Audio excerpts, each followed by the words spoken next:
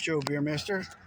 Today we have two stolen we have a Kia Optima and a Kia Sportage. I'm going to show you the difference and what we're going to do on each one.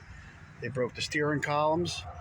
Apparently they're breaking into them all over the country. There's no law enforcement anymore, so they're just doing what they want. So on this one, they broke the key cylinder and the switch, and also you have to look on these levers. There's a little mount for the lower cover. Both sides are broken, and sometimes the clock spring is broken too for the airbag. So this one's got a lot of damage. So what we're going to do in this case is replace the whole steering column, internal parts, because when we turn it, it clicks and locks. Take the other one out, bolt this up, get the shaft in. Then as far as the cylinder, this came with a key. We ordered it with a key. We have to have the new key coded to the car. All right, so that's scenario number one. Also stall.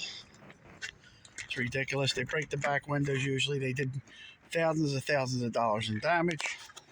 So let's get right to it. We're going to look at it. They broke the cylinder. They broke the switch. This turn signal switch is good. You can see the mount there. That's good. This one, you can see the mount, so that's good.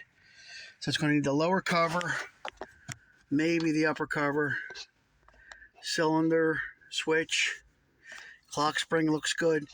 So we're going to repair this on the car as is, get the new pieces, put them in, then have the locksmith come in and code the cylinder to the car, and we'll be good to go. That's two scenarios of how to repair these. It's not very difficult. You just have to get a locksmith involved for either coding the key to the car or the fob, or even the cylinder. Sometimes you have to change the keying on the cylinder depending on what you have. Joe Beermaster, the Car Master. I hope this helps.